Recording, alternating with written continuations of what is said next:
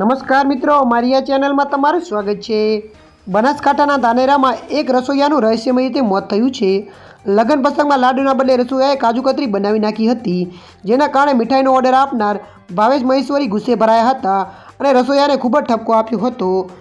ભાવેશ મહેશ્વરી નામના વ્યક્તિએ તેમના ઘરે લગ્ન પ્રસંગ હોવાથી આ રસોઈયાને મીઠાઈ બનાવવા માટેનો ઓર્ડર આપ્યો હતો, જેમાં લાડુની મીઠાઈ બનાવવાનું નક્કી થયું હતું અને રસોઈયાએ તેને બદલે કાજુ કતરી બનાવી દીધી।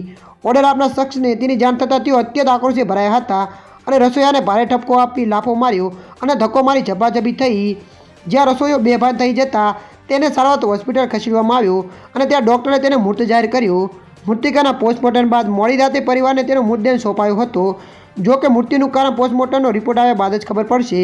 ત્યારે મિત્રો વધુ આપને જણાવી દઈએ કે રસોઈયાના પરિવારે ફરિયાદ નોંધાવી છે અને આક્ષેપ લગાવ્યો છે કે ભાવેશ મહેશ્વરી સાથે થયેલી ઝપાઝપીમાં રસોઈયાનું અવસાન થયું છે, જેથી આરોપીને પકડી કાયદેસરની કાર્યવાહી કરવામાં આવે।